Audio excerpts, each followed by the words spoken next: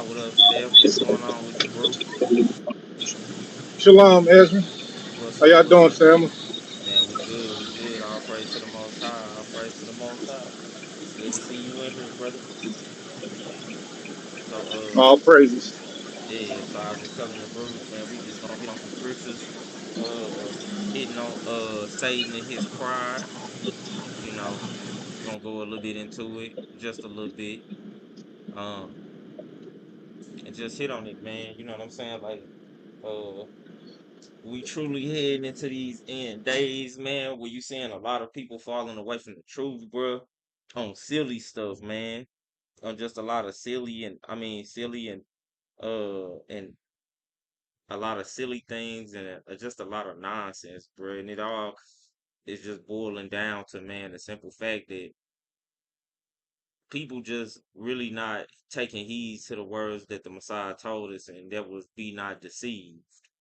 You know what I'm saying? Like, people getting tricked with stuff like, with people getting hit with the banana and the tailpipe, with the Jedi mind tricks, man, uh and just getting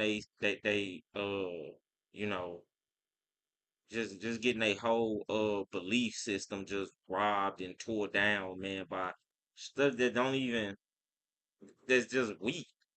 Man, I was watching a couple of YouTube videos, man, and you got people out here that's asking Bible believers or people that call themselves believing in the Bible. They hitting them with setup questions, man. They hit you with setup questions, and yeah, they hit you with setup questions, and you got to be you got to be ready to answer. You know what I'm saying? You got to be ready to answer, and then remember who you answering to, because man, these Pharisees and these Sadducees are getting very, very crafty in the questions in which they ask. And I was watching a video a couple days ago on YouTube, and it was a compilation of different clips where individuals was being asked if the Most High came to you and asked you to to uh to kill your child, would you kill your child? You know what I'm saying? And most people being, true and genuine in their heart. Hold on, y'all, my bad. And most people being true and genuine in their heart, man, they just answer the question like straight up, like, yeah. You know what I'm saying? But they forget who they talking to. Like, you forget that you're talking to a Pharisee or a Sadducee. You know what I'm saying? So we have to take the example that the Messiah gave us. And hold on, y'all, my bad. Hold on 1 second. What you over there burning, turtle? Man, my bad. I'm over here burning some polar sausages. Oh, I thought you burning pooches Hey, over I was saying the same thing. I'm like, go check. Okay. Yeah, I'm over here burning some polar sausages. No, there. I It just better got the be eye. beef, not pork. The eye Swine, just up a little high. The eye just swine, up a my little brother. Swine, my brother. high. Hey man, hey look, I ain't from One East fish, Texas. two Yeah, fish.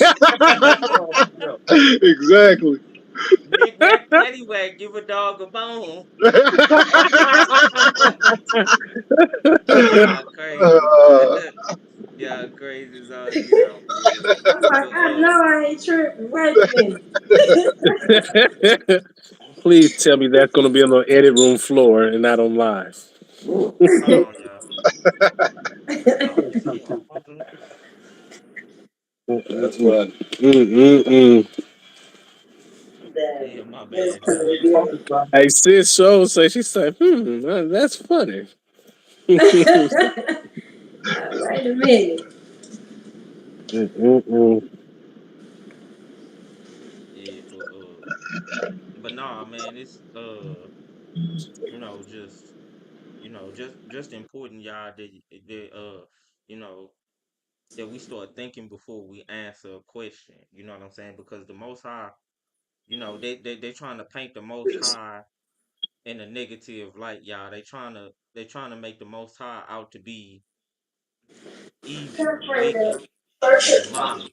The only You one know what that I'm was in saying? And the we being The only one professors that was in was the and one defenders of the for word, you know what I'm that. saying? We have to make sure that we study to show ourselves approved, so we can be able to stop the mouths of the naysayers. You know what I'm saying? So, these, little, you know, Hey, you Monday, just said Wednesday, and Friday night Bible study classes that we have, y'all. It's imperative that y'all ask y'all questions, that, that y'all say what's on y'all mind, and that, we make sure that we study. So when we do go out into the world, we can truly defend the word of the most high, you know what I'm saying, against these naysayers. With that being said, y'all, we gonna go ahead and get into it. Agradil, you said you was gonna read for me, right? Yeah, I got you, Hebrew. All right, so we gonna open this up with the rules. Y'all know how we do it. We started off in Isaiah, the 28th chapter, and here we go.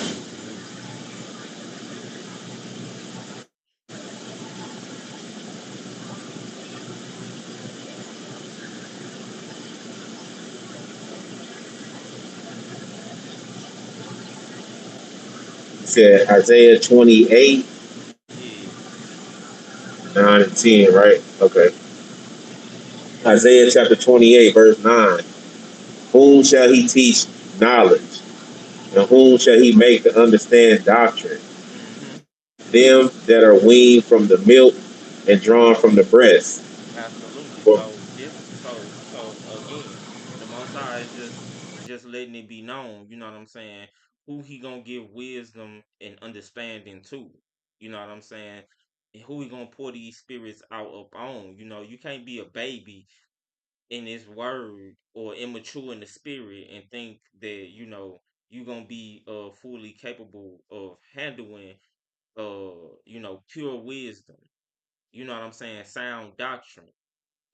Like, nah, you have to be nourished, and you have to be brought up in this word. Come on. verse 10. For precept must be upon precept. So you see that? So Precept precept upon, so precept must be upon precept. It's a must be, you know what I'm saying? And when you look up the word must, it means something that cannot be overlooked, or something that is necessary. So this process is necessary. Precept upon precept is necessary. And remember, always remember that a precept is a rule that governs thought or behavior. Is a rule that governs thought or behavior, which is commandments, law, statutes, and commandments. That's what governs thoughts and behavior. Because before you do something, you think about it, you examine it. You know what I'm saying? You make sure that it's good, or that you won't be in violation of the law. So you think about it before you perform a certain behavior. You know what I'm saying? Like James said, you know what I'm saying? Like when you get into the book of James, he said, when sin has conceived, when the thought of sin has conceived, see, it's something, thank you. It's something that you think about first, and then you do it. So a precept is there to govern your thoughts and your behavior. So precept must be upon precept. Come on. precept upon precept, line upon line, line upon line, here a little and there a little. All right, so we're gonna hold that. We're gonna go to Deuteronomy 19 and verse 15.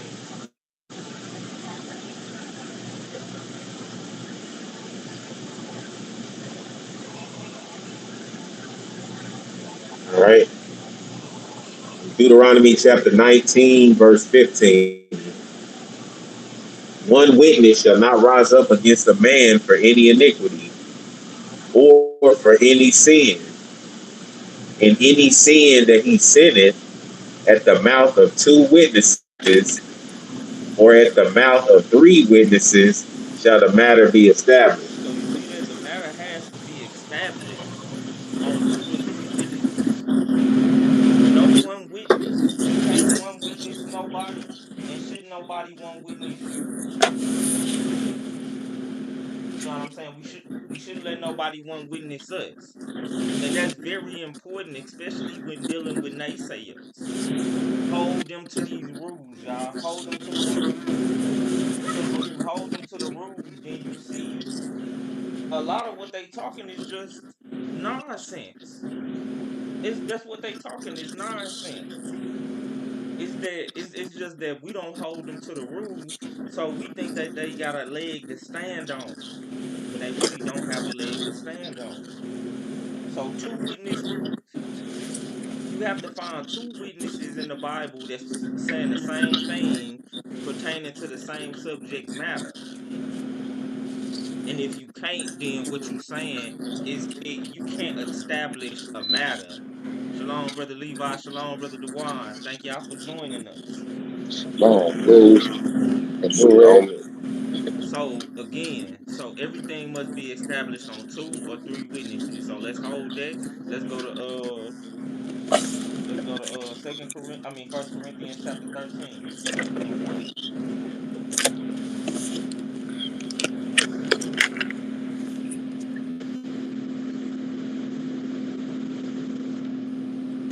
Hey, what verse up? And read verse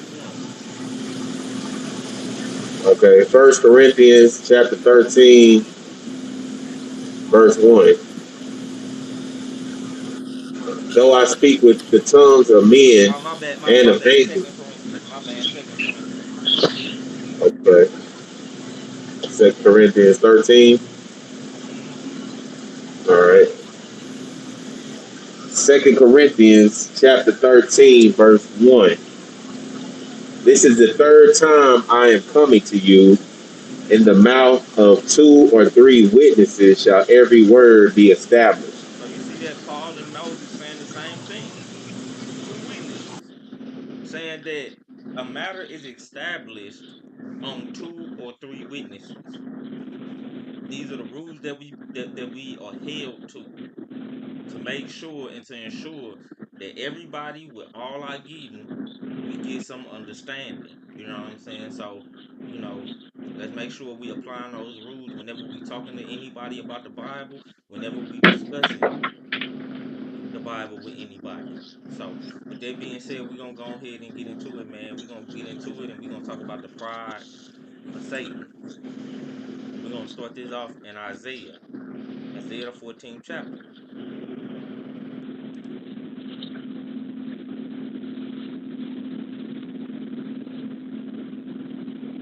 Isaiah the 14th chapter, and we're gonna start it around verse 12.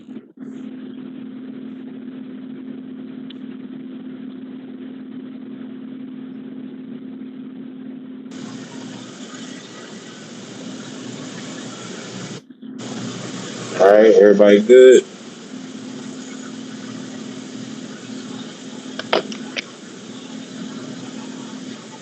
Isaiah chapter 14, starting at verse 12. How art thou fallen from heaven, O Lucifer, son of the morning? How art thou cut down to the ground, which didst weaken the nations? So you see that? So this is a question that's being asked. How art thou fallen from heaven? You know what I'm saying? Because when we read what the Messiah said about Satan, he said, I seen Satan fall from heaven like lightning. You know, because he came crashing down from heaven when you get into Revelations chapter 12. When Satan and his angels battle Michael and his angels, and Michael prevailed against the dragon or Satan and his angels. And it said, and no place was found for them anymore in heaven. Well, that's because Satan was knocked out. Satan took a heavy right blow from Michael the archangel and sent him flying down to the earth. You know what I'm saying? Boom. You know what I'm saying? So it's asking how art thou fallen, and notice that it didn't call him Satan. It called him by his name that he had before he fell. Oh, Lucifer, son of the morning, because that's what he was. He was the son of the morning, just like, or he was the bright and morning. I mean, he was the morning star, Just like the Messiah is the bright and morning star. So when you get into the book of Job, Job 38, Job asks, where were you when the morning stars sang together? And it was, I mean, and all the sons of God shouted for joy, because what he was asking Job is, where was you at before the war in heaven broke out? When say I mean before Satan became before Lucifer became Satan, what was you? You know what I'm saying? So he asking these questions: how art thou fallen from heaven, O Lucifer, son of the morning? How art thou cut down to the ground, which didst weaken the nations? Come on. All right. Verse 13. For thou hast said in thine heart, I will ascend into heaven. I will exalt my throne above the stars of Elohim.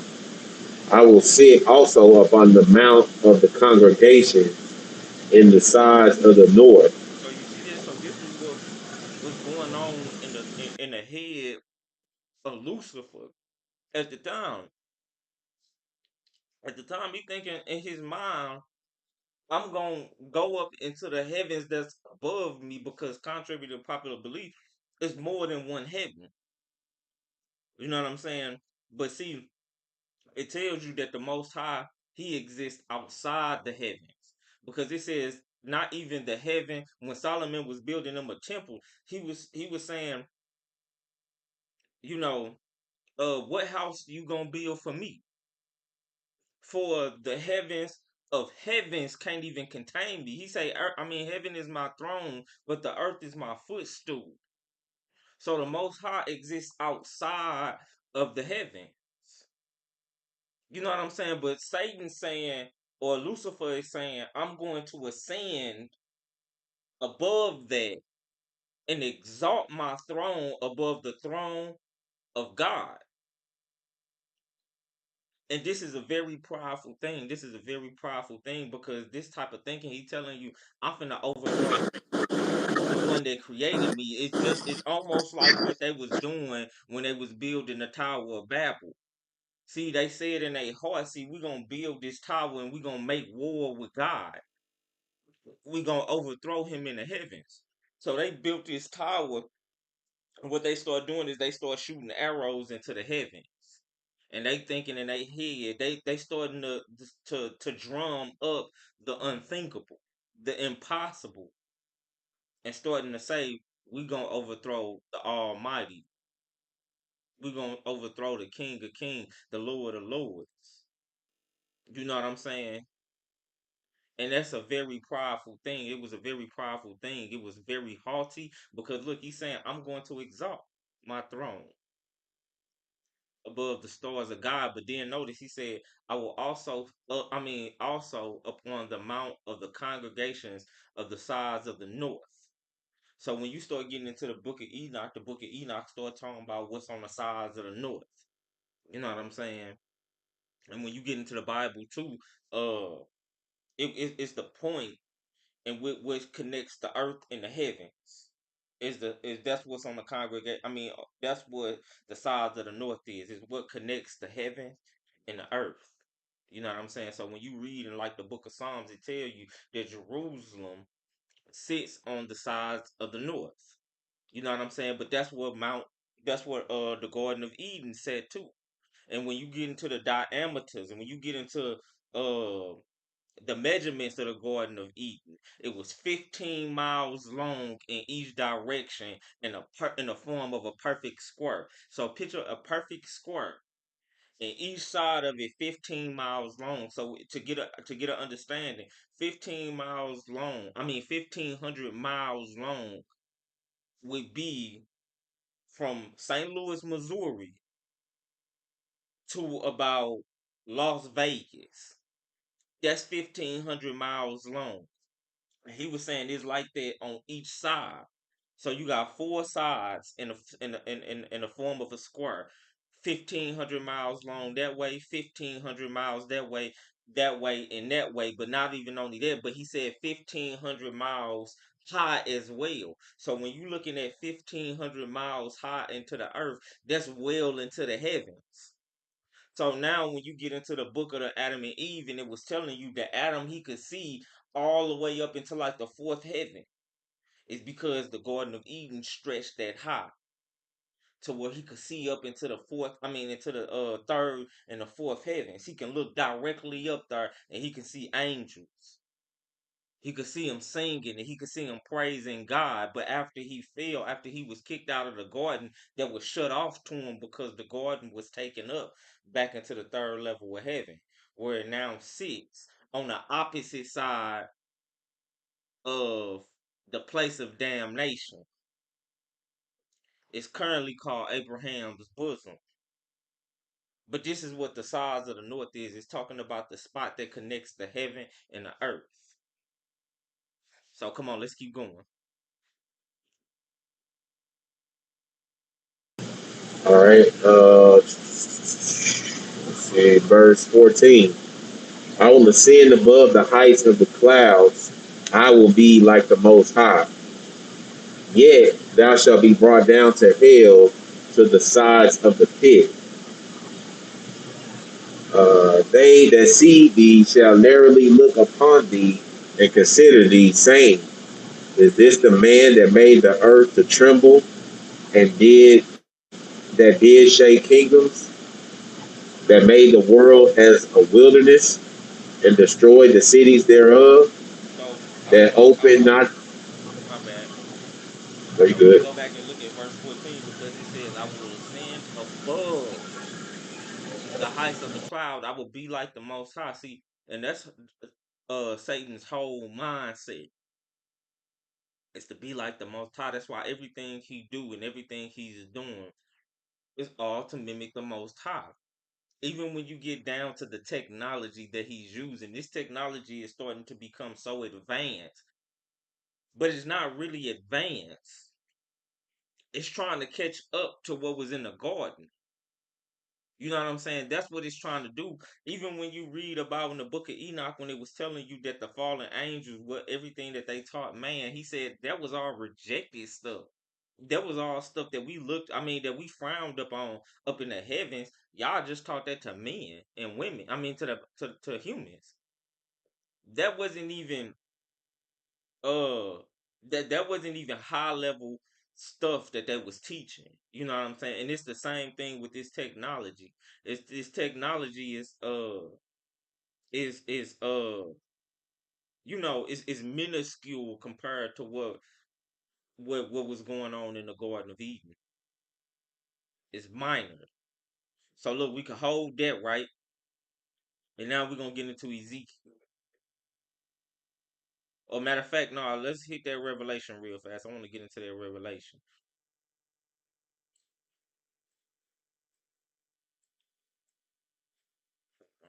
Revelation 12.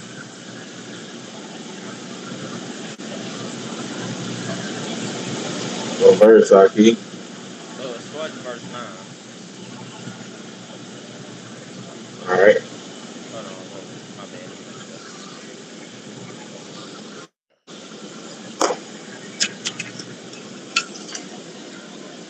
Starting verse 7. Okay.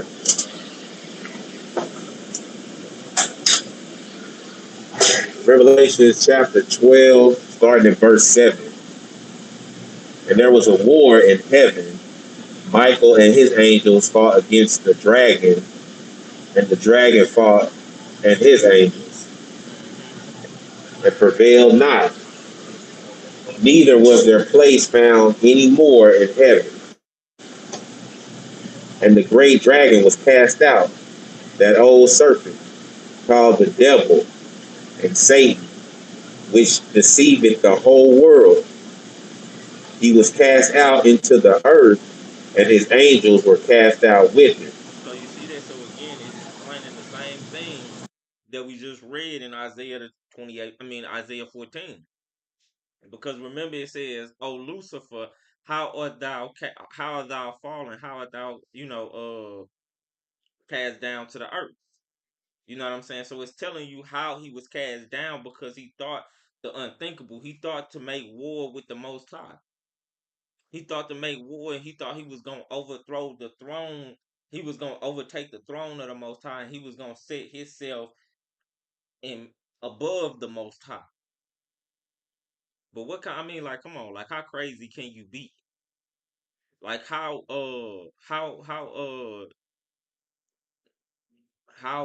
what's the word that I'm looking for? Man, idiotic can you be? Like, you think he finna How prideful could you be? how what? I said, how prideful could you be? Man, absolutely. To think you finna overthrow your creator? Like, I mean, like, he He, made he you. full of pride. Like, right. Like, you think he finna make you stronger than him? Like, come on. Like, that's impossible. And he's still prideful because he still ain't learned his lesson. Look, he got beat up not even by the Messiah.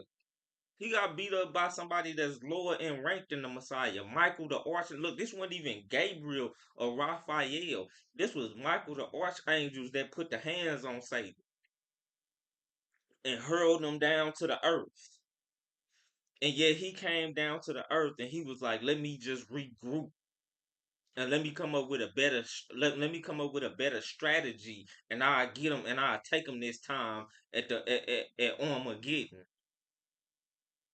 You know what I'm saying? So it's just letting you know that, you know that pride truly took hold on him, and how detrimental pride can really be, because it's like a cancer. It's a cancer. Once it take hold on you, man, it's gonna take hold on you, and it ain't gonna let you go. You know what I'm saying? Because look, he tell you it ain't no head above the head of a serpent, meaning that, it was nobody there that tempted Satan. See, pride came from within him. Pride came from within him. So come on. So he just got beat up by Michael the Archangel. Come on. All right. Verse 10.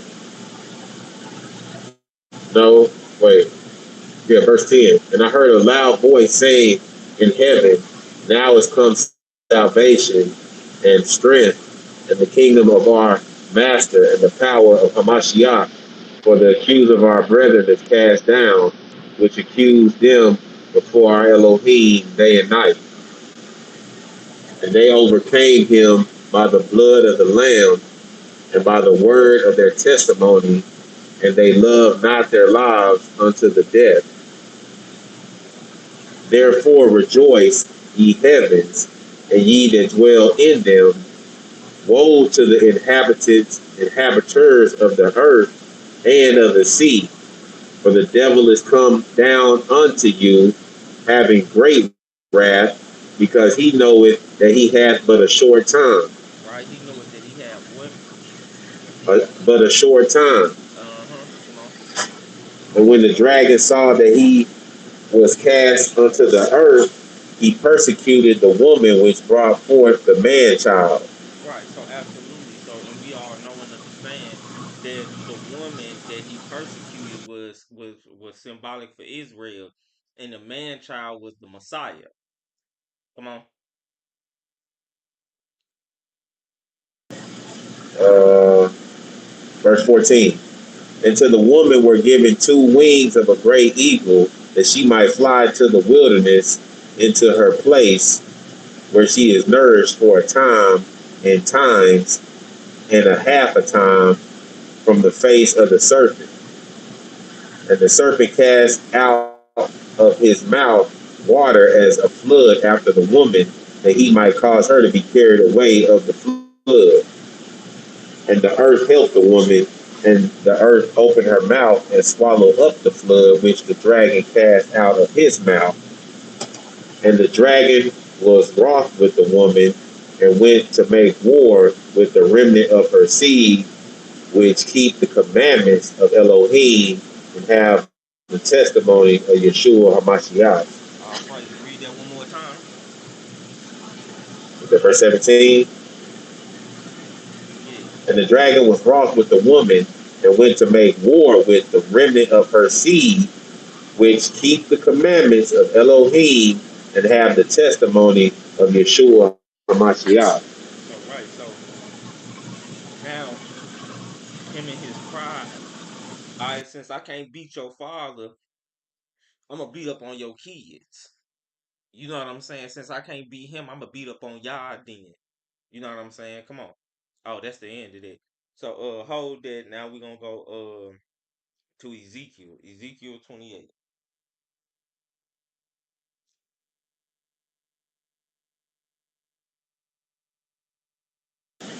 You said 28 Hebrew? Mm-hmm. Starting verse 1. All right. Everybody second. Now we finna understand why it was that he felt like this. And if we got time too, we'll get a little bit into some of the missing parts that you'll hear from Satan in his with his own mouth tell you why it was that he was kicked out. You know what I'm saying? Because he said because it was he didn't want to worship Adam. He didn't want to bow down to Adam because he felt like he was created before him. He was more glorious than Adam, and that he felt like Adam should be bowing down and worshiping him. Since he didn't want to, Michael had to beat him up.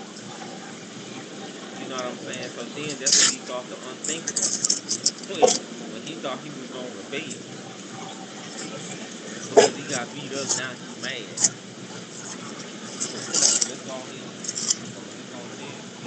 Cause Satan was extremely beautiful. He had All a right. he had a Oh, magnificent voice.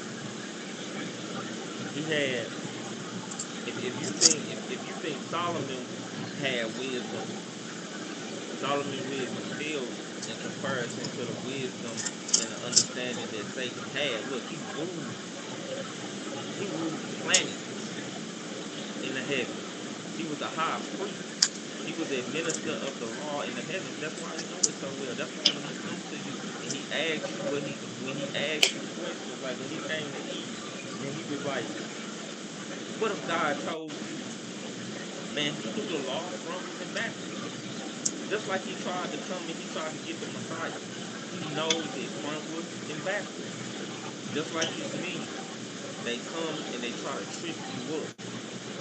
They come asking questions that are just there to set you up, to get you to fall into a pit, to snare you into a shake your pit that ain't faith. huh? I said to shake, rattle your faith. Absolutely. Come on. All right, we're in the book of Ezekiel, chapter 28, starting at verse 1. The word of Yahuwah came again unto me, saying, Son of man, say unto the prince of Tyrus, Thus saith Yahuwah Elohim, because thine heart is lifted up, and thou hast said, I am a God, I sit in the seat of God, in the midst of the seas, yet thou art a man, and not God. Though thou set thine heart as the heart of Elohim. So you see that? So now look, he's talking to the queen of Tyrese, or Tyrus, I should say, and he's telling them, see, he started to go too far because at this point in his heart, he said, I'm just like the Most High, just like Satan did. I'm going to be like the Most High. And that's what he's saying in his heart. He's saying, you a man, but you setting yourself like a God. Come on. Behold, thou art wiser than Daniel. There is no secret that they can hide from thee. With thy wisdom and with thine understanding, thou hast gotten thee riches, and hast gotten gold and silver into thy treasures. By thy By thy great wisdom and by thy traffic hast thou increased thy riches, and thine heart is lifted up because of thy riches. His heart is lifted up because of what? Because of thy riches. Meaning that at this point he started to trust in his riches, and he started to think he was invincible. He started to think he was God. Come on. Therefore, thus saith Yahuwah Elohim, because thou hast set thine heart as the heart of El, behold, therefore I will bring strangers upon thee, the terrible of the nations, and they shall draw their swords against the beauty of thy wisdom, and they shall defile thy brightness. They shall bring thee down to the pit, and thou shalt die the deaths of them that are slain in the midst of the seas. Wilt thou yet say before him that slayeth thee, I am God? But thou shalt be a man and no God in the hand of them that slayeth thee. That's right. Come on. Thou shalt die the death of the uncircumcised by the hand of strangers, for I have spoken it, saith Yahuwah Elohim. So notice. So from verse 1 on down to 10, he's talking to the king of Tyre. But it's a reason why he talking to a king of Tyrese, and we finna find out. I keep saying Tyrese, Tyrus. Come on. Verse 11. Moreover, the word of Yahuwah came unto me, saying, Son of man, take up a lamentation upon the king of Tyrus, and say unto him, Thus saith Yahuwah Elohim, Thou sealest up the sum, full of wisdom and perfect in beauty. Right. So he Thou, letting it be. My bad. He letting it be known about the king of Tyree, but he said, "Look, take up a lamentation." You know what I'm saying? And when he talking about a lamentation, lamentation is mourning. You know what I'm saying? It's what they would call. Is what they would do when they would rip their hair and pluck their beards out and rent their clothes. You know, mourn for them, mourn for them. It says, "Thou sealest up the sum full of wisdom and perfect in beauty." So sure, he had wisdom and he was perfect in beauty. You know what I'm saying? Meaning he didn't have any imperfections. His wisdom was perfect wisdom. Come on. all right. Verse 13. Thou hast been in Eden, the garden of Elohim. So stop right there, Every, because notice it says, "Look, thou hast been in Eden, the garden of God." So now we starting to understand, or when you just reading from that right there, you understand now he's not literally talking to the king of Tyrus anymore. He's talking to the spirit that's on the king of Tyrus, and that's Satan, uh, because he's telling them, "Thou has been in the garden of God." So look, let me do me a favor. Let's hold that real fast. We're gonna come right back there, and let's get this Genesis. I want to say Genesis chapter 3.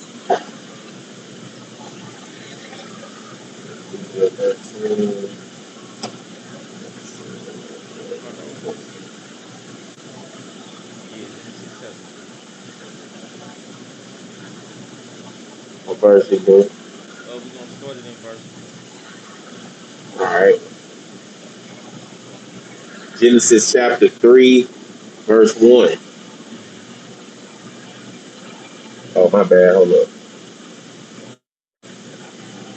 Now the serpent was more subtle than any beast of the field which Yahuwah Elohim had made. And he said unto the woman, Yeah, hath Elohim said, Ye shall not eat of every tree of the garden? Of the what? Of the garden. So you see that? So now we in the garden, right? And remember what we were just reading in Ezekiel. It says, "Thou hast been in Eden, the garden of God." So now we see the serpent. The same serpent that was mentioned in Revelation chapter 12 when it was like the dragon, the great dragon, the serpent, the great dragon, the devil, and that old serpent. This the old serpent that he's talking about. He's talking about Satan. But notice, if you notice, man, we only 3 chapters in, and Satan has already fallen. But when did he fall? You know what I'm saying? Well, he fell in the world that was here before Adam and Eve. Because when you read Genesis chapter 1 is just what they would call it. It's just the recreation of the earth. That's what it is. It's a recreation of the earth. Because the earth had been destroyed because of the wickedness that was taking place on it. So it had to be destroyed. It had to be washed clean. And then it was recreated and set up for Adam and his descendants. That's why when when he created Adam and Eve, he told them to be fruitful and to multiply and to replenish the earth. When you replenish something, that means you're Well, refilling it. You refilling good, it. back. So does that, as you think so, was saying that, did that mean it was people here before? Well, we can get into that. You know what I'm saying? We can get into that because when you look into the into matter of fact, hey Levi, you still with us, bro? All right, he probably But busy. that's one of them questions. That's one of them questions that them slicksters, they'll pull that out and be like, well, I guess like one of the questions like, well, what happened to them? Or even though we know that that world was destroyed, but Yeah, absolutely. So look, What you trying hold to that. find, Ed? Give me read what's that? Jeremiah chapter 4 real fast. Jeremiah chapter 4 verse 23. we got to All do. right, hold on, I'm just gonna go to it now. All right, yeah. Jeremiah chapter 4 verse 20. I think it's starting 23. Yeah, starting 23. But before you do that, Brew, give me Genesis chapter 1 verses 1 and 2. All right, Genesis chapter 1, verse 1 and 2. In the beginning, Elohim created the heaven and the earth, So this was in the and very beginning. It said God created the heavens and the earth. Come on. the earth was without form and void, and darkness was upon the face of the deep, and the ruach of Yah moved upon the face of the water. So what I want y'all to know and what I want y'all to understand, because when you start looking up the word, and the earth was without form. When you look up the word without form, it means it's talking about an empty place. It's talking about a waste or a wilderness. It's talking about something that has been destroyed. You know what I'm saying? But then when you look up void, it means similarly the same thing, something that has been destroyed or ruined. You know what I'm saying? Or empty. So when you look at these things is indicative of something that has been destroyed. And when you look up these two words again, they come from the Hebrew word without form comes from the Hebrew word tohu, and void means comes from the Hebrew word bohu. So hold that real fast. I want to look up something real quick. Let me read. Not Jeremiah. Isaiah chapter 45, right? I think it is verse 18. Cause watch this, y'all. It says Isaiah chapter 45, verse 18. It says, "For thus saith the Lord that created the heaven, God Himself that formed the earth and made it. He established it. He created it not in vain. He formed it to be inhabited. I am the Lord and there is none else. So look, the Lord doesn't create things to be without form and void. He creates things to be inhabited. It's just like when you read after this, he's creating the world for Adam and Eve so they can inhabit it. He's not creating it a wasteland, a wilderness, empty. You know what I'm saying? He didn't create, God doesn't create without form and void. Things become without form and void. And then darkness was upon the face of the deep. So now, with that being said, Judah, read what you got. You said Jeremiah chapter 4, verse Verse, 23, right? yes, sir. Read it slow for me. All right. All right. And it reads, I beheld the earth, and lo, it was without form and void, and the heavens and they had no light. So you see that. So I want to notice the only time you see this is in Genesis 1 and 2. When Moses was writing about, and I seen, I mean, in the earth was without form and void, and darkness was upon the face of the earth.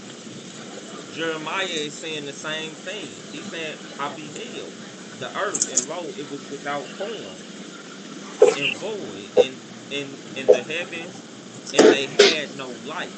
Well, look, when you start to get when you start to understand that the Lord is the same today, tomorrow, and forever, see, you will understand that the only time that this happened is when the Lord is coming back to destroy or the wicked. Because this gonna happen again. It's gonna happen again because he say when he come back doing his second return, guess what he doing? He knocking out all the lights. So again, it'll be darkness on the face of the earth again, and the earth will be turned again into a into a waste place, into a wilderness because of the destruction that the Most High and His only begotten Son is gonna bring when they wash. When they wash the earth clean a second time. You see what I'm saying? So what we seeing in Genesis chapter 1 is we seeing uh the return of the Messiah to rid the earth of the wicked. And that's what he did. He totally ridded the earth of the wicked, and he had to reform it for Adam and Eve this go round. So come on, let's keep going. Verse 24. Verse 24, I beheld the mountains, and lo, they tremble, and all the hills move lightly. Keep going. Okay. Keep 20, 25. I beheld, and lo, there was no man, That was no and what? no man. He didn't see no man. Look, he telling you what he's saying. He said, I seen the hills, I seen the mountains, and they tremble. I seen all the hills move lightly, meaning it was a huge earthquake. The earth was shaking. And he said, I beheld, and lo, there was no man, and all the birds of the heavens were fled. So when you looking at it, it's like, okay, well, was it some type of man here? It had to be some type of man here. Now, was it a man that was created in the image of God? No. You know what I'm saying? Because Adam and Eve was created in the image of God. So now when you start looking at it, you start seeing like, okay, well, you got like Neanderthals, you got all of these different type of man like entities that lived, thousands of years ago or that lived before Adam and Eve were created. You know what I'm saying? So now you can place these individuals in a time space that was around. Like you got the caveman, you got Neanderthals, you got all these other different type man-like entities that all lived on the other side of that great flood before Genesis chapter 1 verse 2. They all lived there. Even when you start to talk about like dinosaurs and stuff like that. Well, Job mentioned Bohemoth and Enoch, which are two dinosaurs. But it's no mention of dinosaurs being created in Genesis chapter 1 after verse 2. When the Lord was going through and he was creating, there's no mention of dinosaurs being created. So what Job, and you will see it a lot in Job a lot, it talks about the world that was before Adam and Eve. When you start getting into the book of Job, a lot of that talks about the world that was before Adam and Eve. You know, when he get to talking about Behemoth and he get to talking about Enoch. When you start looking these things up, if I ain't mistaken, Enoch, I mean, yeah, the Behemoth, he was like what you would call what's them dinosaurs with the real long necks. Brontosaurus. Yeah. And then you had the Leviathan. The Leviathan is what it was something like what you would call the Loch Ness monster, a sea dwelling creature, humongous. But these were dinosaurs. You know what I'm saying? And dinosaurs wasn't created in this on this side of the flood. That wasn't created with Adam and Eve. These were things that were created or that existed on that other side. Then you got things like woolly mammoths and saber-toothed tigers and all of these crazy exotic type animals. All were created on the other side. But see what it was when Satan was cast down to the earth. Him and his angels, they were doing that was doing wicked stuff. You know what I'm saying? And when I say wicked, they was mixing the kinds and they was gene splicing and they was making all these crazy humongous monstrous animals. And whatever they was doing, we know it was wicked because the Lord had to destroy the whole earth and then he had to recreate. I mean, he had to start reforming it. He had to start reforming it, and that's what Peter talked about. Somebody give me that. Give me that. Second Peter real fast, if y'all would. Second Peter, I think it's like chapter 3. Second Peter chapter 3. But see, this all came. This was all a part of Satan and his What verse? squad. I Huh? said, what verse? Let me see. Second Peter chapter 3, starting verse 1. Okay. Second Peter chapter 3, verse 1. Mm-hmm. This second epistle, beloved, I now write unto you, in both which I stir up your pure minds by way of remembrance, Mm-hmm. that ye may be mindful of the words which were spoken before by the holy prophets, and of the commandment of us, the apostles of the Master and Savior, knowing this first, that there shall come in the last days scoffers, walking after their own lusts, and saying, where is the promise of his coming? For since the fathers fell asleep, all things continue as they were from the beginning of the creation.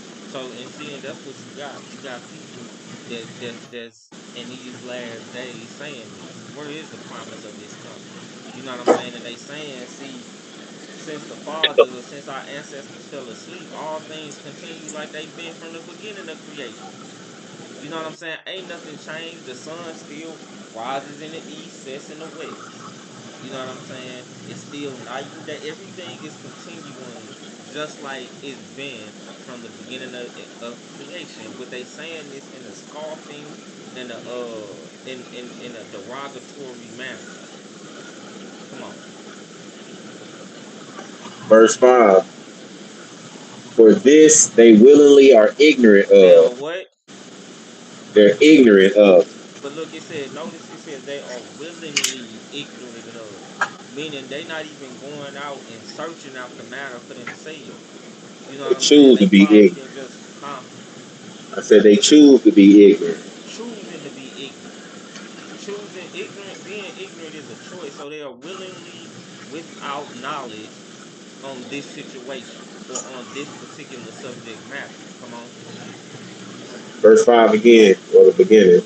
For this they willingly are ignorant of that by the word of Elohim the heavens were of old, and the earth standing out of the water and in the water. So notice he said by the word of God, the heavens were of old. You know what I'm saying? The heavens were of old because see, we still under the same heavens as Adam and Eve was under. You know what I'm saying? See, when he destroyed the earth during Noah's time, he didn't destroy the heavens and the earth. See, when he destroyed the heaven and the earth, I mean, when he destroyed or flooded the earth before Adam and Eve, he destroyed the heavens too. That's why when you get into that Genesis 1, the first thing that he made after he made the light is he started creating the firmament or the heavens because he had destroyed the heavens. But now he's telling you, see, look, these scoffers are willingly ignorant of the fact that the heavens were of old. We still under the same heaven as Adam and Eve. It says, in the earth standing out of the water and in the water. Well, the only time the earth was in the water, out of the water, was during the flood, which two floods did occur. But now we finna understand which flood he talking about. Come on. Verse 6, whereby the world that then was, being overflowed with water, perished. But the heavens and the earth, which are now by the same word, are kept in store, reserved unto fire against the day of judgment and perdition of ungodly men. So you see that? So now he telling you, he said, but the heavens and the earth, which are now, see, we are still under the same heaven and we still on the same earth as Adam and Eve, letting you know that he's not talking about Noah's flood. He ain't talking about Noah's flood. He talking about the flood that took place before Adam and Eve. Because he's saying this same heaven and this same earth that Adam and Eve was under and that we're under now, this heaven and this earth is reserved for fire against the day of judgment. You know what I'm saying? So when you looking at that, so now you starting to see that okay, well, what took place in Genesis chapter 1 in verse 2, it was all a product of what Satan and his angels was doing when they got kicked down to the earth. Because remember, we only 3 chapters into the book of Genesis, and the first time that we see Satan, he's already Satan. He wasn't introduced to us as Lucifer. He was introduced to us in the garden as Satan. Well, when did he fall? When did the war in heaven take place? You see what I'm saying? When did it take place? When did he drum up the unthinkable and say in his heart that I'm going to be like the most high? I'm going to ascend above the clouds and the stars of God, and I'm gonna set my throne there. Like when did all of this take place? Well, you'll realize it all took place in the world before Adam and Eve. It all took place then.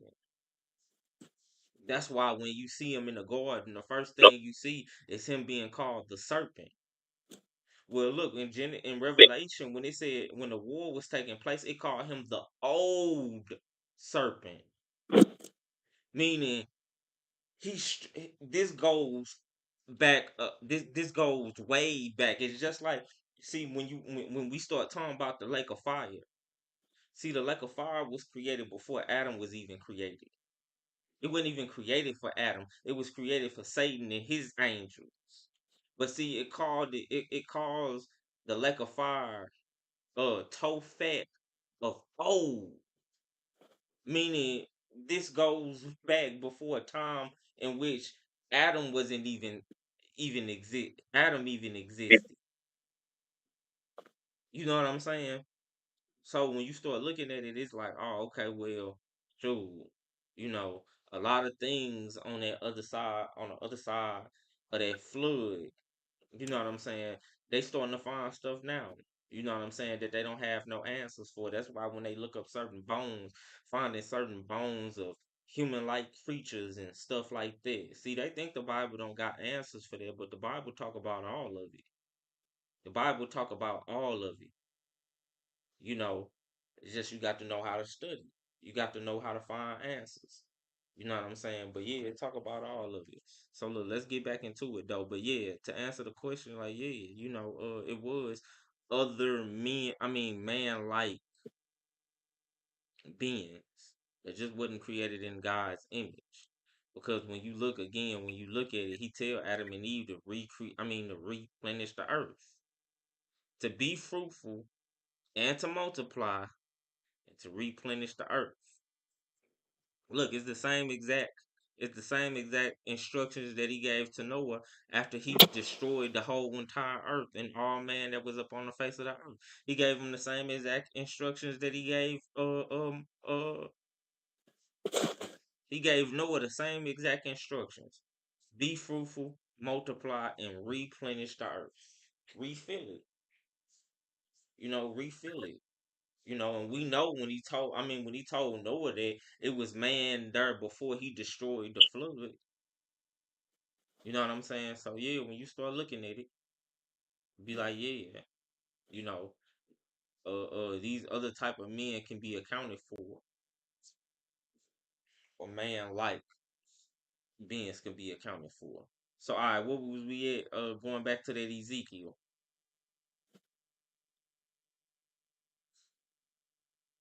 Or no, no, no, my bad, no, my bad. What did I have you hold last? Raphael. What is it, Ezekiel? Ezekiel 28. Yeah. Go back there. I'm finna read this Genesis chapter 3. Well, we already read that Genesis chapter 3, and it was just showing you that see that it was Satan that was in the garden. The serpent was Satan that was in the garden. You know what I'm saying? Or who was once at one point in time referred to as Lucifer, the morning star. He was in a garden. So when you go back and we start reading this Ezekiel, the 28th chapter, and it's talking about and he was referring to the king of Tyrus, but he's saying that he was in the garden.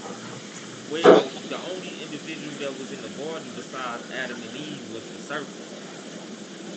So what it is the Most High is talking to through Ezekiel, talking to the spirit that's on the king of Tyrus, which is Satan. Come on. So let's go back to that Ezekiel 28. All right. Let's see. Starting verse 12 again. Okay. Ezekiel 28, verse 12. Son of man, take up a lamentation upon the king of Tyrus and say unto him, Thus saith Yahuwah Elohim, Thou sealest up the sum, full of wisdom and perfect in beauty. Thou hast been in Eden, the garden of Elohim. Every precious stone was thy covering, the Mm-hmm. sardius, the topaz, and the diamond, the beryl, the onyx, and the jasper, the sapphire, the emerald, and the carbuncle, and gold. The workmanship of thy tabrets and of thy pipes was prepared in thee in the day that thou was created. So notice that he was telling them, look, every precious stone was our covering. And when you start looking at these stones, see, these was the same stones when you read Exodus, the 28th chapter, that was up on the priest, or the high priest, I should say. You know what I'm saying? Letting you know that Satan himself was a high priest in the heavens. But then it tell you the workmanship of thy tabrets and of thy pipes was prepared in thee in the day that thou was created, because Satan could sing like nobody else could sing. He was very musically inclined, and that's why every time you hear Satan being mentioned, it's always in connection with the music industry. Like if you watch that show Lucifer, that TV show Lucifer. Well, Satan was he was the owner of a music club. You know what I'm saying? So that's what he was. He was very he was very he was full of wisdom and perfect in beauty. You know, he was decked out with all of these precious stones, and then he could sing. He was the director of the choir in the heavens. Come on, Okay. Where's I at? verse 14. Verse 14. Verse 14. Thou art the anointed cherub that covereth, and I have set thee so. Thou wast upon the holy mountain of Elohim. Thou hast walked up and down in the midst of the stones of fire. So notice that he said that thou art the anointed cherub. So he was the anointed cherub that covered.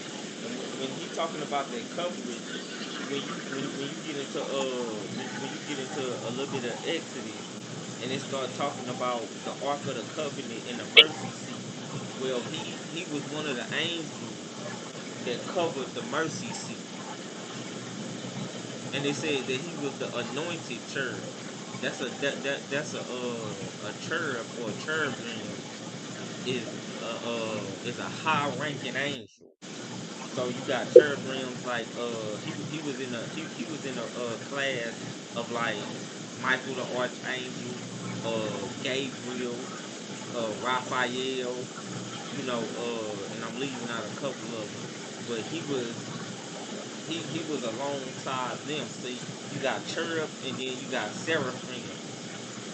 These two different type of angels, and then you got what's called the watchers, and you got a whole bunch. I mean, and then you got a few other different type of angels that's mentioned throughout the Bible. But see, this what Satan was. He was a cherub. He covered the mercy seat. You know what I'm saying? And then it starts to let you know his ranking. It was like, I set you so. Thou was upon the holy mountain of God. Thou hast walked up and down in the midst of the stones of fire. Just letting you know that Satan he was ruling in the heavens.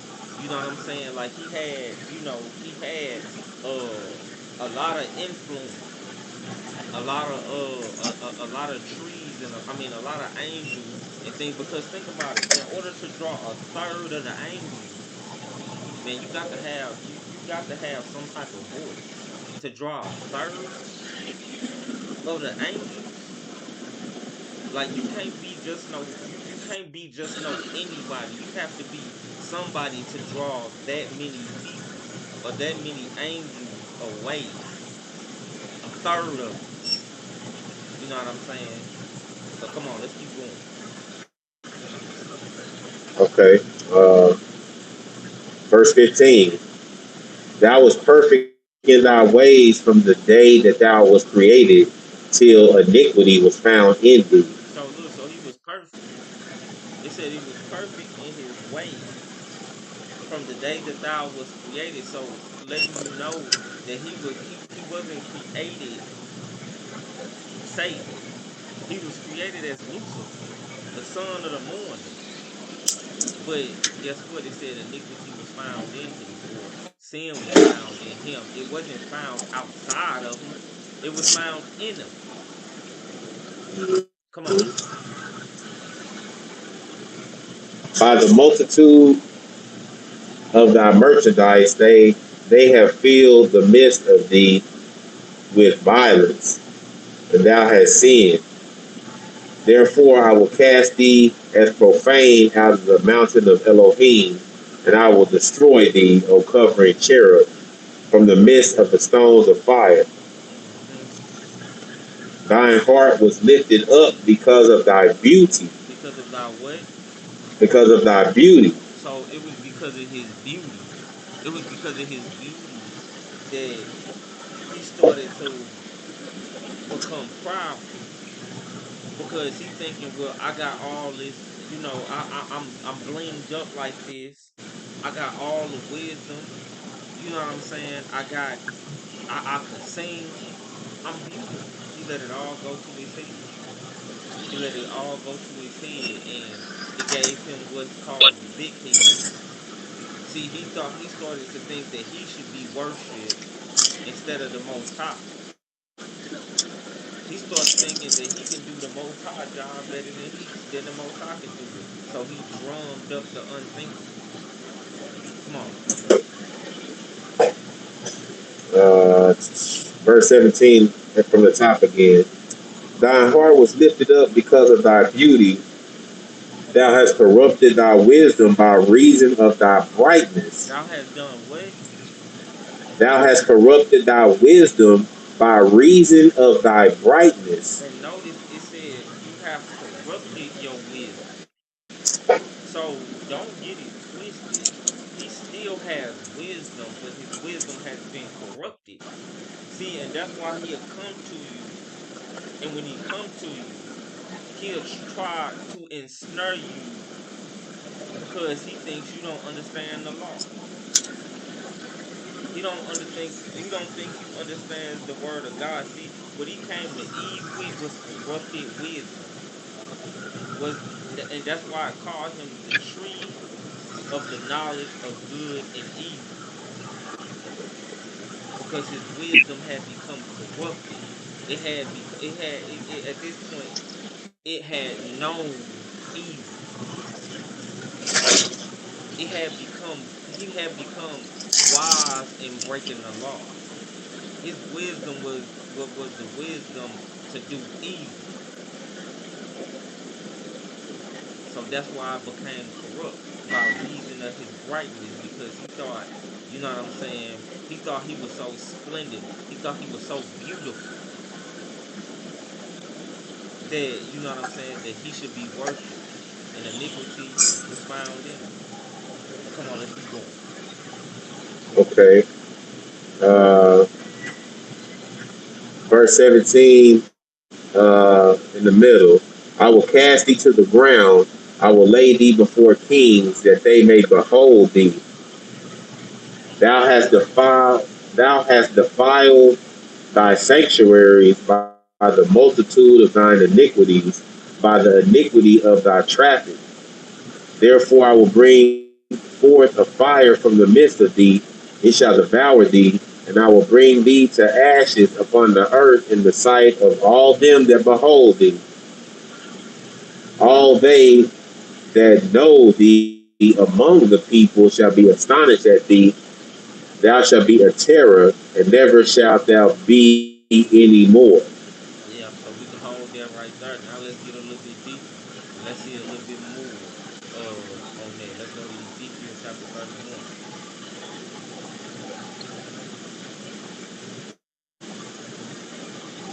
All right. Ezekiel chapter 31. And he gonna start talking in language that's like, you're gonna start hearing the Most High compare individuals to trees. You're gonna start hearing tree talk and stuff like that. Well, it's no different because it's gonna open up the understanding for understanding Genesis when he was talking to him in the garden and he was like, of all the trees of the garden, you can freely eat. But the tree that's in the midst of the garden, the tree of the knowledge of good and evil, thou shalt not eat of it. See, these were literal trees. This was a metaphor, or this was trees that was being compared to angels. So when Adam and Eve was in a garden, they were in a garden and they was amongst angels. That's why Satan was there. You know what I'm saying? He was there because he too, at one point in time, was an angel. But look, you had the tree of the knowledge of good, of good and evil, and then you had the tree of life in the midst of the garden as well, which is the Messiah. So you had plenty of angels that was in the garden with Adam and Eve, but it was just saying these were trees. They were just comparing them as trees. It's just like when the Messiah, when he had healed that man that had been blind from birth. He got some clay, he spit on the clay and then he put it over the dude's eyes, and when he opened his eyes, he said, "What do you see?" He said, "I see men like trees." See, men like trees, But look, how do he know what a tree look like if he's been blind his whole life? So let's get into this. Let's start this in verse 1.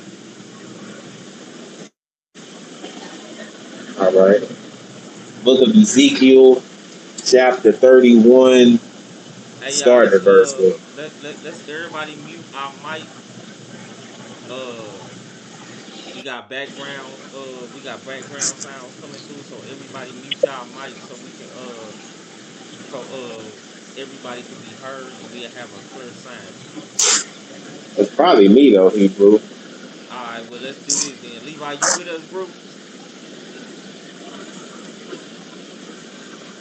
Brother Dewan, what you doing, bro? You feel like reading for a second? Or If Steph? it's, Anybody? if it's loud. Yeah, I feel you. Yeah, I can read this. I bet Akradale, we gonna let him read then so you could go on mute, bro. You cool with that? Okay. Alright, all praises. I'll pray. Where we at is? We going to Ezekiel the 31st chapter.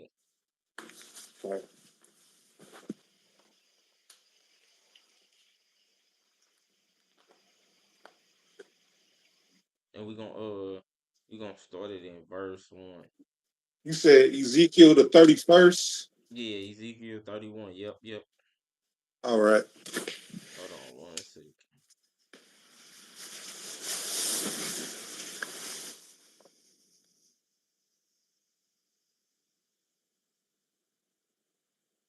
Alright, let's go on here. Let's go. Let's get it. All right. Ezekiel chapter 31, verse 1. And it came to pass in the 11th year, in the 3rd month, and the first day of the month, that the word of the Lord came unto me, saying, Son of man, speak unto Pharaoh king of Egypt, and to his multitude, whom art thou like in thy greatness? So that's a question. So he telling Ezekiel to go to the son. I mean, go to to Pharaoh, king of Egypt, and say unto him, "Whom art thou like in thy greatness?" Come on, Behold, the Assyrian was a a cedar, cedar, a cedar, cedar in Lebanon with and fair Lebanon. branches, Lebanon with fair branches, and with a shadowing shroud, and of an high stature. And his top was among the thick boughs. So notice that he's comparing the Assyrians to a cedar tree. It says with fir branches and a shadowing shroud, meaning the shade of it. You know what I'm saying? This was one of them trees that on a hot sunny day you can go and sit under it and you can get some relief because it provided so much shade. It says, and it was of a high stature because cedar trees are some of the tallest trees that there is. But then it said it had, I mean, his top was among the thick bough. So it went up to the top. It was one of the highest reaching trees that you can imagine. Come on. The waters made him great. The Mm-hmm. deep set him up on high, with her rivers running round about his plants, and sent out her little rivers unto all the trees of the field. So you see, so now what he's explaining, it said this same Assyrian, uh, the waters made him great, and the deep set him on high with her rivers running out about his plants. Because a tree that's set by the rivers of water is going to have enough waters or enough nourishment to grow big and strong. But not only that, it said this same tree is sent out little rivers to all the other trees of the field. Come on. Therefore his height was exalted above all the trees of the field, Mm-hmm. and his boughs were multiplied, and his branches became long because of the multitude of waters when he shot forth. So again, so it's letting you know that his height was exalted above all the other trees. So you had all the other trees, but then you have this one Assyrian cedar tree whose top reached above all the other trees. And this cedar tree, it fed or it provided water for all the other trees of the field. It said, and his boughs were multiplied, and his branches became long because of the multitude of water when he shot forth. So this was a very, very healthy tree. It's just like when you read in Psalms 1, blessed is the when they say for he shall be like a tree planted by the rivers of water, whose leaf shall not wither, and he shall bring forth his fruit in his season. This is what it's saying. This was the tree that was planted by the rivers of water. Its leaf didn't wither, nor did it not produce fruit in its season. Come on, verse 6. All the fowls of heaven made their nest in his boughs, and under his branches did all the beasts of the field bring forth their young, and under his shadow dwelt all great nations. So he provided for all animals, fowls, beasts, man, all alike. You know what I'm saying? It was that great. Come on. Thus was he fair in his greatness, and the length of his branches, for his root was by great waters. Mm. The cedars in the garden of God could not hide him. So you see that? So now look what we talking about again. It said the cedars in the garden of God could not hide him. So we see we's talking about a cedar that was in the garden of God. So we know he's not talking about physical men anymore. He's not talking about any Assyrian or the king of Egypt. This is going beyond these individuals and talking about the spirit that's on these two individuals. That's why the very first question that he posed to the king of Egypt was, whom are you like in your greatness? So again, verse 8 says, the cedars in the garden of God could not hide him. And remember, again, we're talking about a cedar tree who was planted by the rivers of water. It shot forth greatly. It had so much. It produced so many leaves, so many branches. It was so tall that it gave shade to all the animals and all the people up on earth. Come on.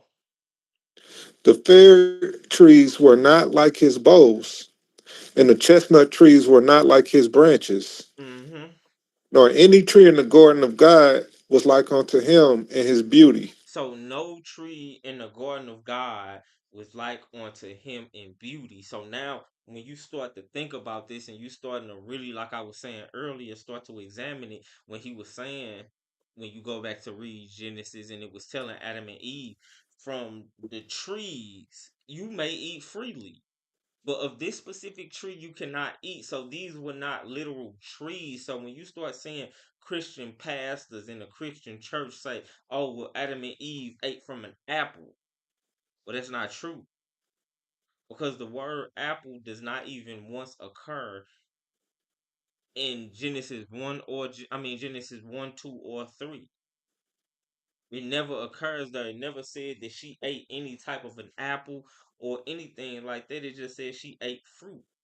But see, when you get into Hosea chapter 10, verse 13, it says you can eat the fruit of lies. So was the fruit that she ate or the fruit that she untook was the fruit of lies, because he told her, if you eat of this tree, God knows that in that day you will become like God, knowing good and evil. You ain't gonna die. So he fed her, or she ate corrupted wisdom. And in turn, that corrupted wisdom corrupted her to where she no longer was enshrouded or covered in righteousness. You see what I'm saying? She knew she was naked, or now she was aware of the transgression in which she committed and the shame that it brought, knowing that you went from pure righteousness to being created in God's image to now you've been reduced to a lower glory. well, really no glory at all, because now your glory has become shame. And she knew in that moment that I've been deceived. And she ate, and she knew now what God was telling her. Don't eat from that tree, because in that very moment you're going to die, because at that point she had become corrupted herself. And everything that came from her would be corrupted within itself. Because like the scriptures say, a good tree can't produce bad fruit, nor can a bad tree produce good fruit. See what I'm saying? So come on, let's keep going. So Ezekiel no 30. tree, my bad. So no tree in the garden of God was like unto him and his beauty. And this tree that is talking about, this is Satan that is talking about. It's explaining to you his glory, his position.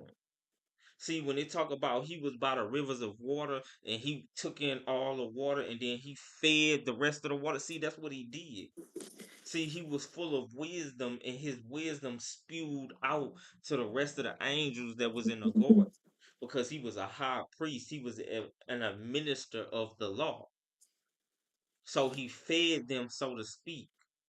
He fed them just like a priest or a pastor would feed the flock today. You're supposed to feed the flock. It's the same thing that he was doing. He was feeding them with the wisdom that he received from the Most High in his only begotten Son. And it gave cover to the rest of the trees. It fed the rest of the trees, or the rest of the angels that was alongside him in the garden. But see, it explained to you how his tree, it set head and shoulders above any other tree that was in the garden. Come on, let's keep going. Verse 9. I have made him fair by the multitude of his branches. By the multitude of his what? His branches. The multitude of his branches. See, the more branches you have, the more fruit you can produce, the more shade you can provide, the more, you know what I'm saying, the more you can do. So that's why he says, I have made him fair by the multitude of his branches. Come on. So that all the trees of Eden that were in the garden of God envied him. So they envied him. They had a little bit of a jealousy towards him, because he had it going on. Again, like it was saying in the previous chapter that we read, he was full of wisdom. He was perfect in beauty.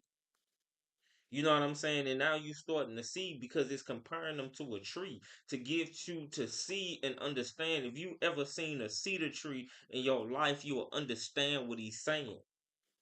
Like Google a cedar tree and you will see that how beautiful and how huge a cedar tree is. It's one of the biggest trees in existence. Not the biggest, but one of the biggest in the world. So when he doing it to get you to see and to get you to understand uh how you should look at what's being explained to you about Satan, because he's comparing them to something. Just like he compared Satan to Leviathan. And when he comparing them to Leviathan, it's to get you to see something. He's trying to get you to see and look at him in a certain way so you can understand it perfectly. So that's what he's doing. So when you look up a cedar tree, man, a cedar tree is humongous. Come on, let's keep going. Therefore, thus saith Elohim Yahuwah, because thou hast lifted up thyself in height, and he hath shot up his top among the thick boughs, and his heart is lifted up in his height. Hmm. I have therefore delivered him into the hand of the mighty one of the heathen. He shall surely deal with him.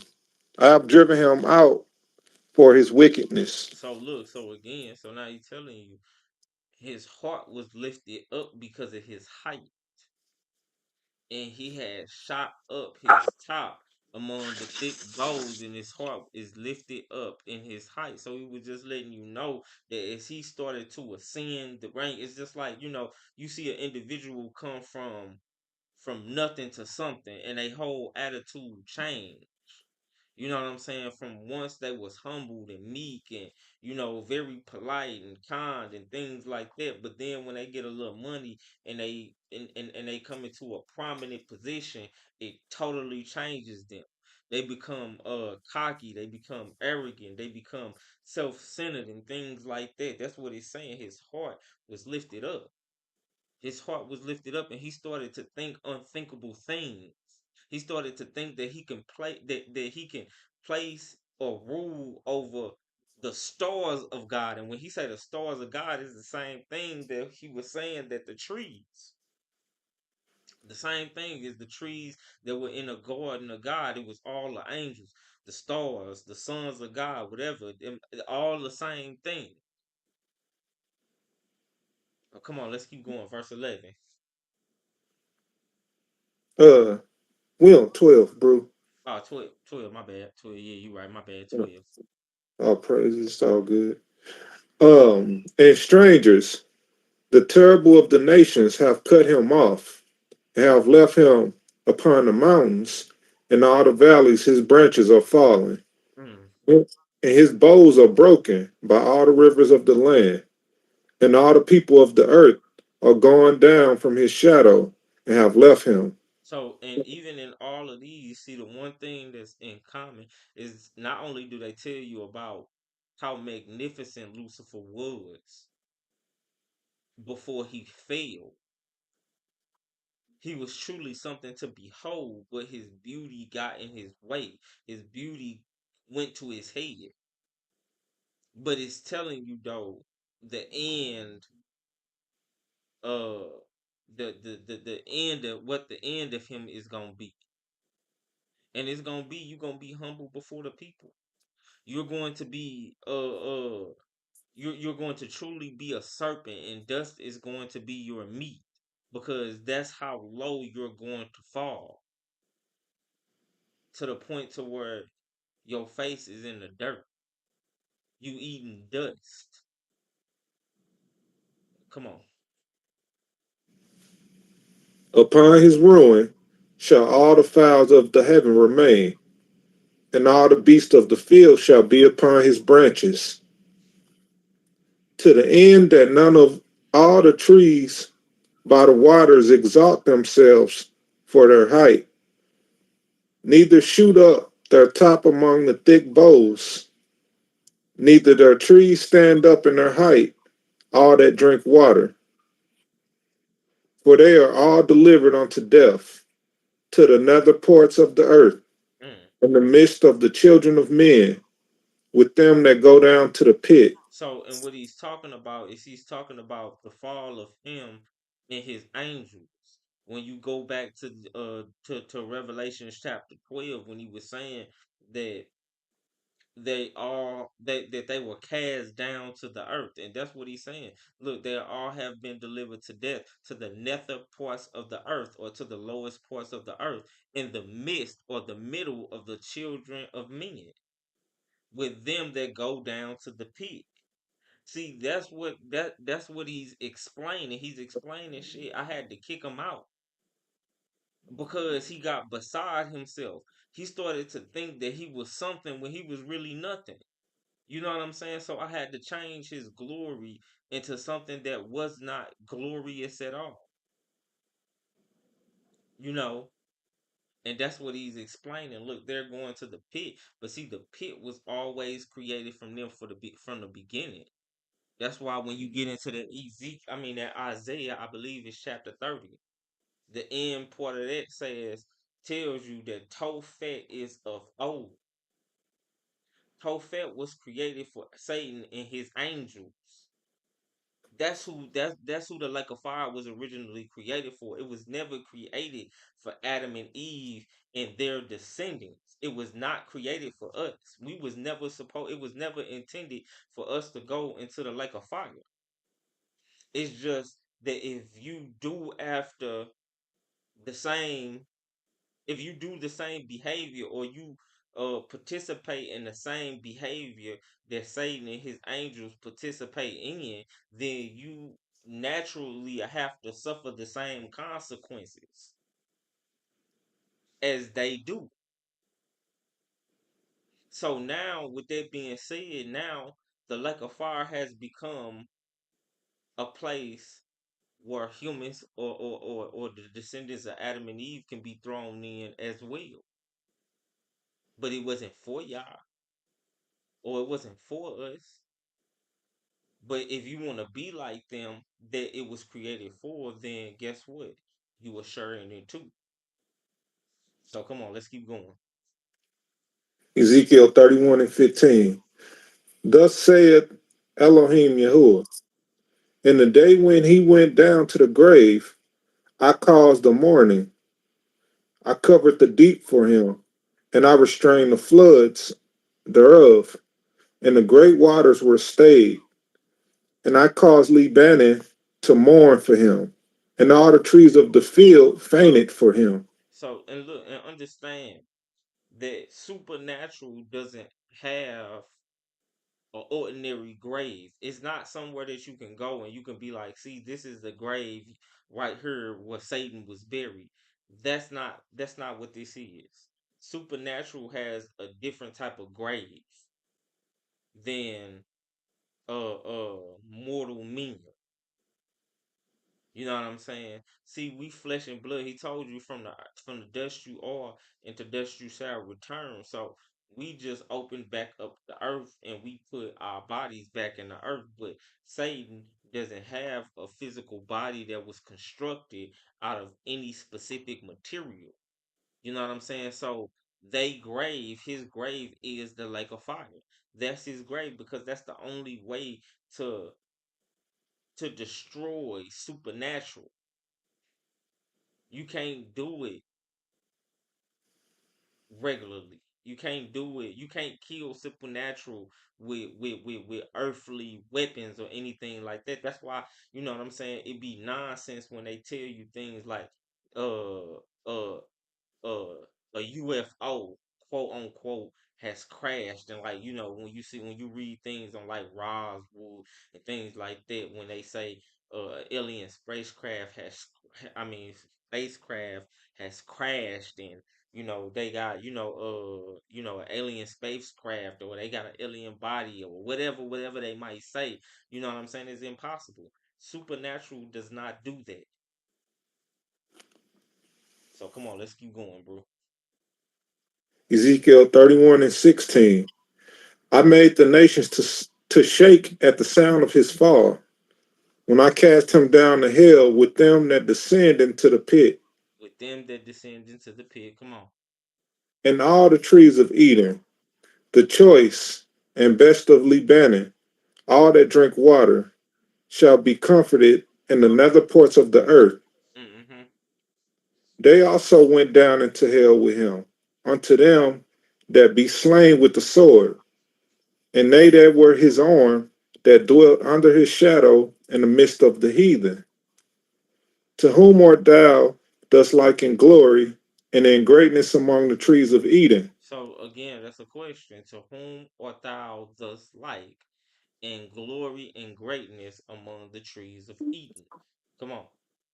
Yet shalt thou be brought down with the trees of Eden unto the nether parts of the earth. So he explaining to Pharaoh, like, look, this is who you like in your greatness.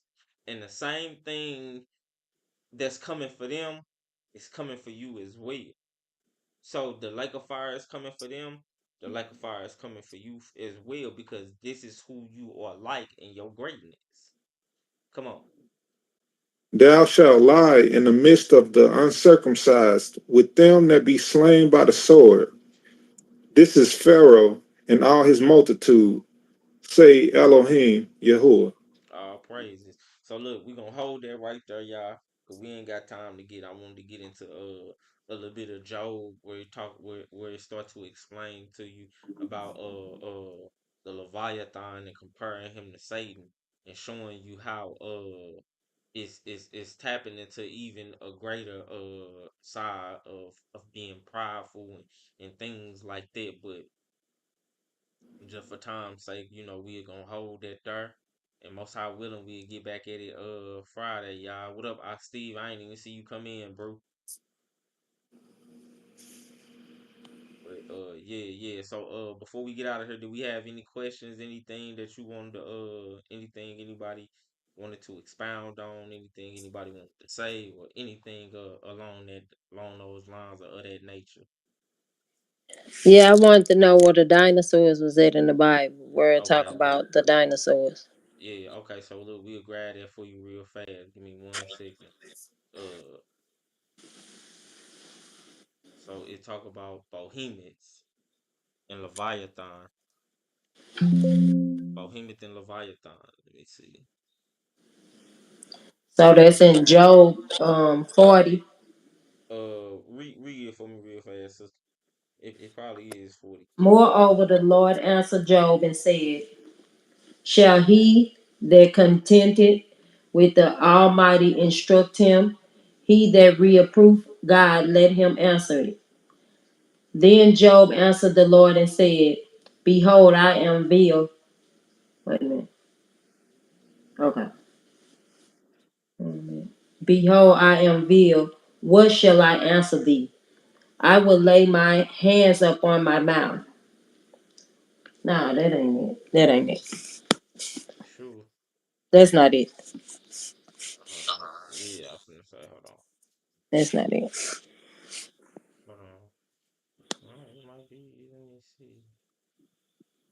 No, Yes, no, it's yeah, so. no, that is it. That is it. It's 40, but it wasn't that verse. No, yeah, just because you got to keep going down. Mhm.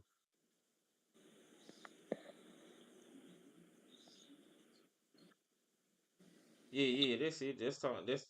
Yeah, that's it. Okay. Yeah, that's it. Like, and when you start to get into it, like yeah, when you start to get into it, hey, Steph, if you would read this for me, bro. All right. Yeah, starting Job 40. starting verse 6. I think it was 15. Yeah, yeah, but starting verse 6 though, so we can get the full gist of it. Job. All right. And you said Job, Chapter what? 40. 40. Verse 6. Yeah, Okay. starting 6.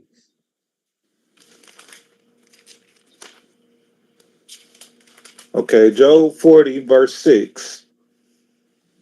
Then answered Elohim unto Job out of the whirlwind and said, gird up thy loins now like a man.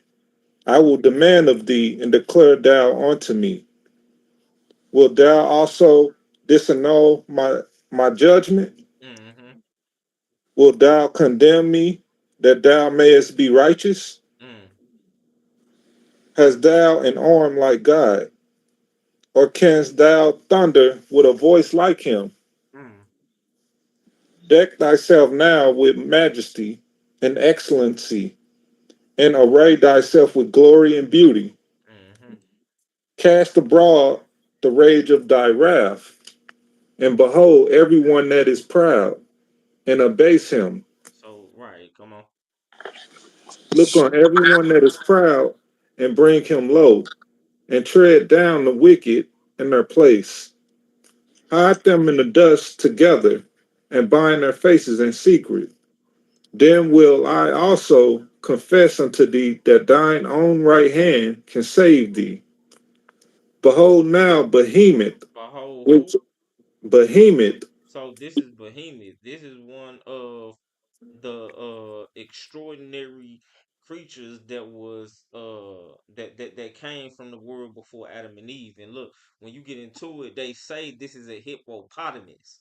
This is Right. what That's this why I this was asking. yeah, Okay. this what they try to say. This is some type of hippopotamus or something like that. But when you start to examine it, Mm-hmm. it's no way in the world that this could be a Hit more hippopotamus. policies.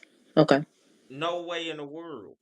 So we finna see and examine and see if this a hippo or not. So come on.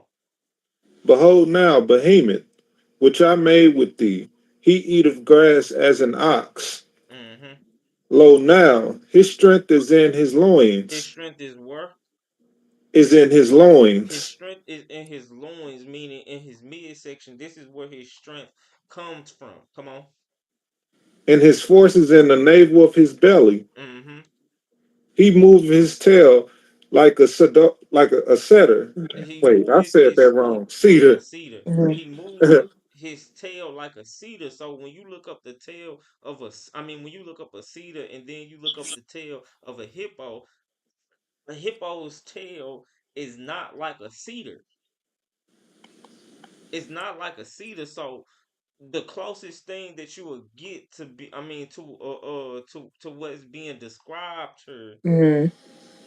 is when you look up a they call them long necks. That's one of the names for them. Hold on, let me see what it's called.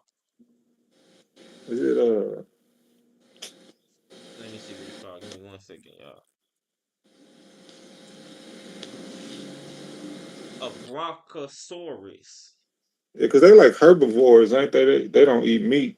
Yeah, they don't eat meat, but when you look at the tail of it, the tail of it is long and strong like a cedar tree. But look it up. Look up y'all could just type in Google, type in long neck dinosaurs, and you will get a picture. Brontosaurus. A bronchosaurus, yeah. And that's what it's explaining here. But let's Okay. keep reading. Let's read that verse 18 real fast. Uh, the Sanu. Oh, well, you said 18. No, no, Uh, no. You right. Read that 17 again. all right. He moved his tail like a. Dang, this word is messing me up. A Cedar. cedar, a cedar. The sinews of his stones are wrapped together. Uh-huh. His bones are as strong pieces of brass. His bones are like bars of iron. He is the chief of the ways of Yah. He that made him can make his sword to approach unto him. Mm-hmm. Surely the mountains bring him forth food where all the beasts of the field play. He lieth under the shady trees and the covert of the reed and fens.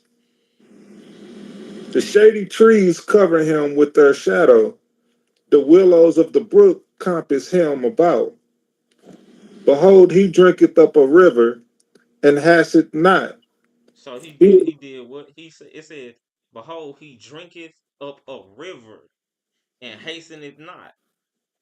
Ain't no hippo finna drink up no river. Mhm. Come on. he trusted that he can draw up Jordan into his mouth. Mm. He taketh it with his eyes, his nose pierced through snares. So his nose. So look. So when you do some more research into this, you start to see that this is not any animal that's being described that's alive today. Right. No, this is any animal that it says he trusted that he can take Jordan with his mouth. He's saying, look, he could just drink that in one sitting, like you drinking a bottle of water when you thirsty. Right. You know what I'm saying? That's what it's saying. It's Mhm. saying that if you want to quench his thirst, then you'll have to give him the river Jordan to quench his thirst. That's how much water he needs. This ain't no hippo. You know what I'm saying? Or anything imaginable, any land creature that you can imagine today, or not even an elephant. Not an elephant ain't finna do you know what I'm saying? Like nah, an elephant I not had to look into it because I was doing somebody hair and you was explaining and they was like, it don't have nothing about a dinosaur in the Bible. So I had to ask a question. They gone now, but I had to ask a oh question. you should have asked when I was So there. but I didn't you yeah, I was reading, so I was just trying to wait. But I'ma call him back and tell him. Yeah, yeah, yeah, yeah, Yeah, and so explain it because I just needed to know for my own self anyway. And if I'm explaining something, I need to know. And absolutely. I looked it up while we were still having Bible study so I could see. Yeah. And that's And how then I knew to go to Job 40. yeah, and then you got Leviathan too. You got Leviathan. Uh Yeah, I saw yeah, that too. yeah, so you could look into both of them Yeah. and and it'll direct you to the way in which It you was in should go. Job and it was in what's the other book you have us reading out of? Psalms, Job is in the book of Job. You'll read about it in the book of Psalms. You'll read about it in the book of Isaiah as well. Nah, it you know the not the Bible, but what's the other book you have us reading? I Uh, Book of don't have it Enoch. yet. The Enoch. It's yeah, in there. yeah, It was yeah, telling me a yeah. scripture from Enoch. Oh yeah, yeah. You got it in the book of Enoch too. So Cool. yeah. So all right, y'all. Well, with that being said, yeah, we're gonna go ahead and we'll end it there. And most high willing, any questions that y'all got or anything that might be on y'all heart, mind, and soul from today until next time we meet, just write it down and we'll discuss it, y'all. So with that being said, shalom, most high be with y'all, and I'll Shalom. see y'all Friday. Shalom, Shalom, family. family. Shalom. Shalom, shalom, family. See y'all later. Shalom, E Black. I mean not E Black, Skinny Black. Skinny black. Skinny I Black. guess we both black. Yeah, y'all both black, but yeah. All right, Brew, man, it's good. It's good hearing your voice, Brew. Hey man, you know I'm sitting here, man. I hate I ain't getting a chance. I'm kind of building a deck for my wife, so I was listening, but I couldn't sit down, man. I was like, man, I was getting it though. I was getting Man, all praises, man. We just glad to hear your voice, Brew. So, it. most high willing, Likewise. man, we'll hear from you Friday, man, and hopefully you'll be able to interact with us a little bit more. Yes, sir. I will. All right, then, most high willing, Brew. All Shalom. right. So, Levi, shalom, bro. Man, I think Levi done jetted up out of here. He done All jetted right. up out of here. He ain't saying nothing to me all day. He gonna jet out. All right, Levi Brew. got up out of here. All right. All right, Brew. Shalom. Hello.